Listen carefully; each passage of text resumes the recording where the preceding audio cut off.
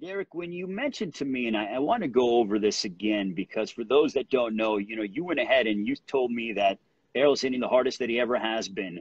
When it comes to that, what is it? It's just when you're holding the pads? Is it when you watch him hit the heavy bag? Because, man, he was pounding away on some leather and letting the leather fly during his workout on last Thursday, about 6 days ago. Man, it's like the pads, man. When he's hitting the mitts, that's when I'm feeling his full weight, and we spawn these bigger guys. Because even both of the guys he spawned with, I can't imagine. The other way spawn partner probably is about 160, 170, and the other was like 180. So these are bigger guys, and but they have to be able to be bigger guys to do that pounding over rounds. Like today, we just finished spawning 13 rounds, which is not much because we've done 15 and 16 during camp. So it's like we're just kind of winding down and weaning it out of it and just kind of more focused on strategizing game planning. But the power is there, man. Like my elbows, and I had to get massages every week, man, for real. Just to kind of deal with the situation.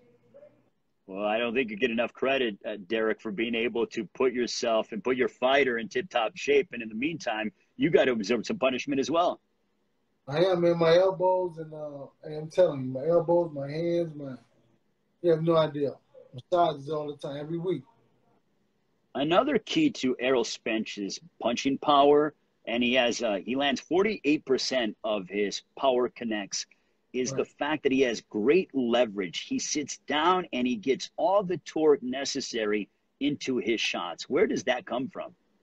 It's all about his balance. It's like great footwork, man, and just really kind of the preparation to be able to adjust to whatever the guy is doing and to be able to rotate on those shots. Because the thing about it is he's not really setting down on all of his shots because if the guy's moving backwards, he still has to be able to generate that same type of power. So if he's able to sit down, that's one thing. But we work on him moving forward and being able to get the same kind of power also. Because I think that you create different scenarios. Because hypothetically, if the guy moving backwards, I still need to be able to get that same amount of power. The guy moves forward, whatever direction he's moving.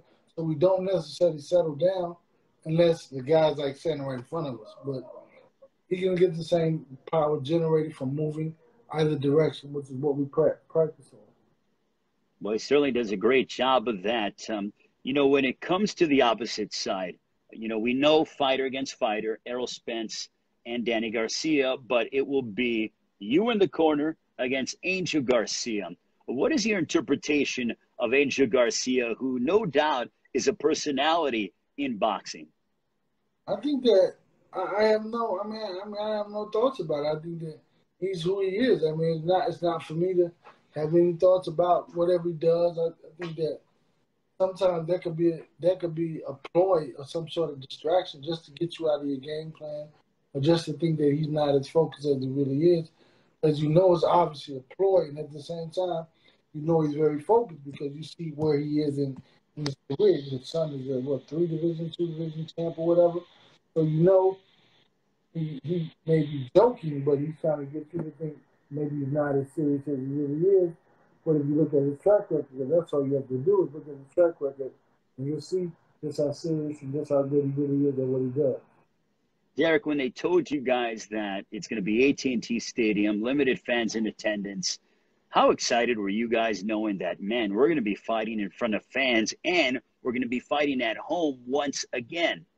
I think that, it's great, man. It's great for the city, man. It's great and the thing about it was great to be at home. It was great to kind of embrace and let Dallas continue to embrace us, continue to motivate and we inspire other people. But I think it's great for our economy, because so many people come to town.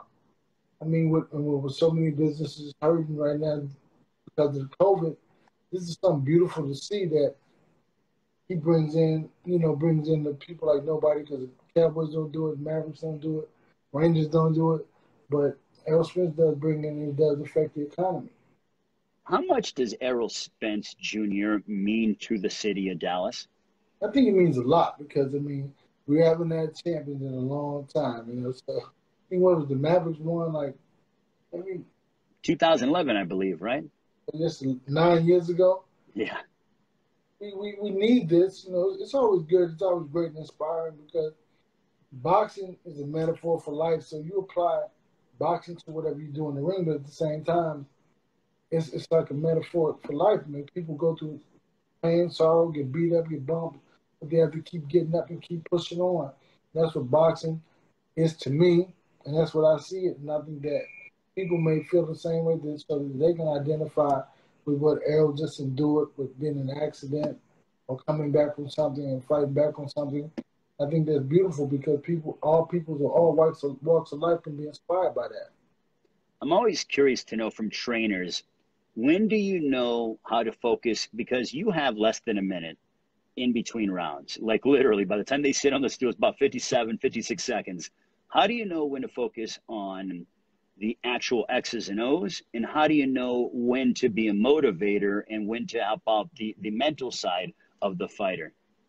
Well, I think that I do all of that in training camp because I think that once when you're in the corner that minute, sometimes it's not long enough and it's quick enough just to adjust to something in particular, but nothing so bold and big that it makes such a profound effect. But I think that for me, I do most of the stuff in training camp to where the fight is just okay. Remember we did this. Remember we did that. So we worked on so many different scenarios and so many different situations that we can just pull to that at that particular time at that particular moment. So it's like for the minute, it's like if you put it like this, if you have to tell a guy to do something in a fight that you didn't prepare to do in the gym, you're in trouble. So for me, it's all about scenarios and situations that I do my best to present to try to get him to put himself into in training camp to where if it presents itself in the fight, we're ready and prepared for it. Are you the kind of trainer that likes to watch a lot of tape on opponents? Because I hear from fighters all the time, they go, you don't really know what the other guy's going to do because stylistically, you might be a little bit different with me compared to anybody else. I mean, I don't really watch a lot of video. I mean, I can't say that I do. I watch some. I watch enough to try to pick up some tendencies and some things that they do. But it's kind of hard for me to watch it, so I really don't watch a lot of it. But I do my best to watch as much as I should. And I'm going home to watch some tonight. Matter of fact, tonight and tomorrow, and all the way up until the fight time.